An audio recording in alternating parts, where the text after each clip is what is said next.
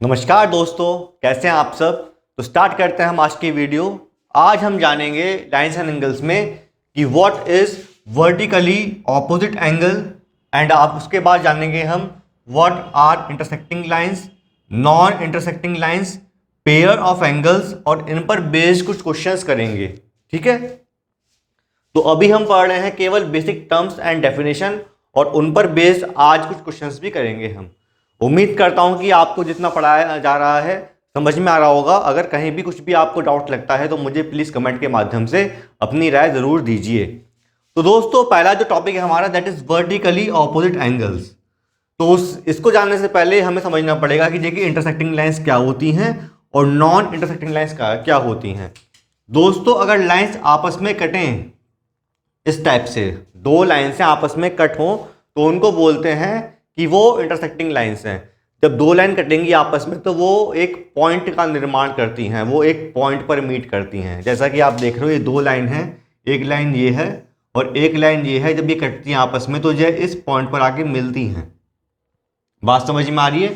तो जब भी when two lines intersect each other then they intersect at a point, किसी एक पॉइंट पर वो इंटरसेक्ट करती हैं।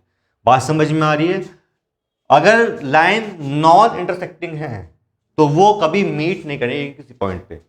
If lines are non intersecting they do not meet at a point.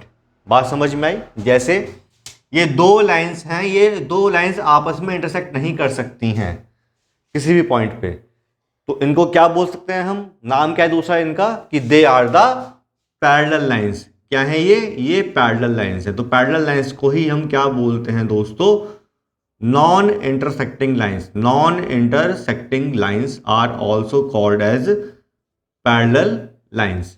और जो लाइंस करती हैं आपस में intersect, they intersect at a point.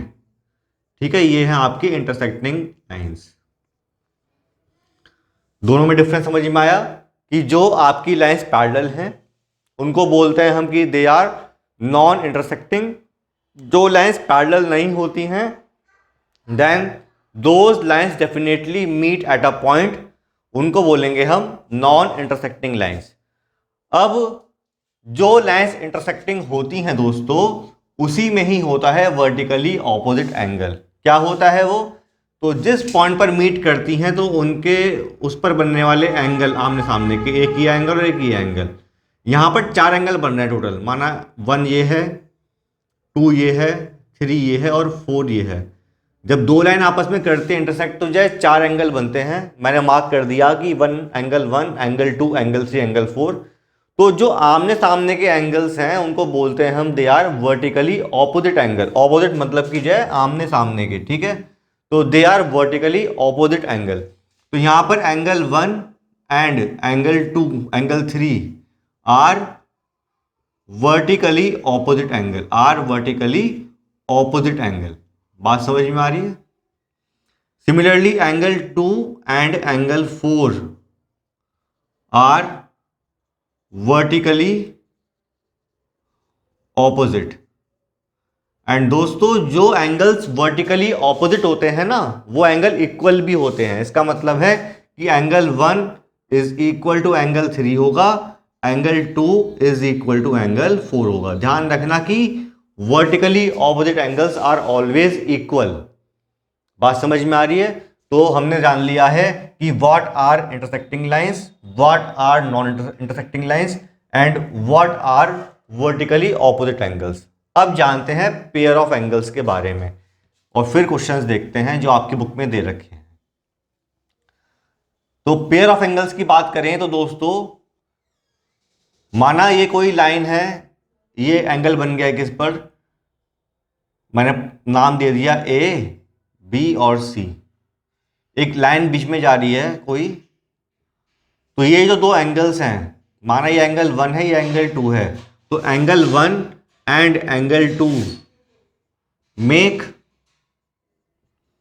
Pair of angles, make pair of angles. बात समझ में आ रही है। Angle 1 and angle 2 make pair of angles. Similarly मेरे पास एक स्ट्रेट लाइन है, स्ट्रेट लाइन है और एक पॉइंट दे रखा है। यहां पर एक कोई लाइन आती है इंटरसेक्टिंग लाइन, जो कट करती है सिंगल पॉइंट पे, माना ये पॉइंट बी है, ये ए मान लिया, ये सी मान लिया, और ये एंगल 1 है और ये एंगल 2 है, तो यहां पर भी angle 1 and angle 2 are pair of angles. यहां पर भी एंगल 1 एंगल 2 क्या है, पेयर ऑफ एंगल्स है। तो दोस्तों क्या एंगल 1 और एंगल 2 का सम यहां पर 180 होगा? क्या एंगल 1 एंगल 2 का सम यहां पर 180 होगा? नहीं, क्योंकि जब कोई भी दो एंगल या तीन एंगल मिलके 180 बनाएंगे तो it makes a straight line.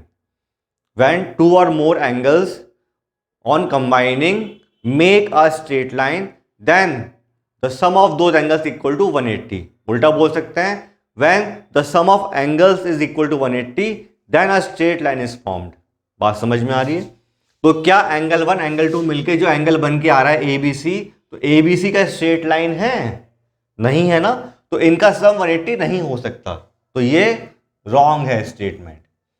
क्या यहां पे एंगल 1 और एंगल 2 का सम 180 आ सकता है?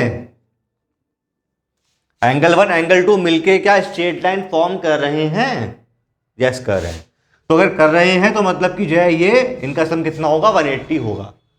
अगर ये 180 सम आ रहा है तो हम इनको बोलते हैं, जब इस टाइप का आ जाए तो उसको बोलते हैं linear pair of angles. Pair of angles तो हैं, बट उसने एक लाइन ड्रॉ कर दी ना लीनियर।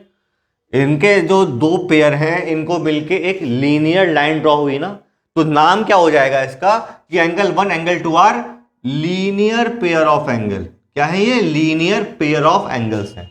अगर दो एंगल मिलके एक स्ट्रेट लाइन ड्रॉ कर दें तो वो जो पेयर ऑफ एंगल्स होता है ना, उनको बोलते हैं हम कि they are the linear pair of angles. They are linear pair of angles. ठीक है, तो लीनियर पेयर ऑफ एंगल्स का मतलब होता है कि ऐसे दो एंगल जिनका सम कितना आ जाए, 180 डिग्री आ जाए। लीनियर पेयर का मतलब होता है कि ऐसे दो पेयर ऑफ एंगल्स जिनका सम जो है वो 180 डिग्री आ जाता है। बात समझ में आ रही है? तो उम्मीद करता हूं कि आपको समझ में आएगा कि पेयर ऑफ एंगल्स क्या होते हैं। क्वेश्चंस देखते हैं दोस्तों, क्वेश्चंस किस टाइप से पूछते हैं आपको इन सब टॉपिक्स के ऊपर। उम्मीद करता हूं कि आपने मेरी पहले की वीडियोस देखी होंगी लाइंस एंड एंगल्स की, तो उसके वो जो बेसिक पढ़ाया था मैंने उसका भी यूज आज क्वेश्चंस में होगा, और जो आज मैंने बताया है वो भी यूज में आएगा। दोस्तों जिस बुक से क्वेश्चन करेंगे हम, वो mathematics text book class 9th की NCERT की सबके पास होगी। इसी से ही प्रैक्टिस करेंगे क्योंकि हम बेसिक पे ध्यान देते हैं ज़्यादा। तो एक्सरसाइज 6.1 की बात कर रहा हूं मैं यहाँ पे। एक्सरसाइज 6.1 की बात कर रहा हूं, क्वेश्चन नंबर 1। अगर आप देखेंगे तो बहुत टफ क्वेश्चन नहीं है। एक डायग्राम ड्रॉ करता हूं यहाँ पे और फिर हम वैल्यूज निकालते हैं जो मुझसे पूछा गया है। डायग्राम ड्रॉ करते हैं पहले और फिर एक वैल्यूज निकालते हैं जो हमसे पूछी गई है।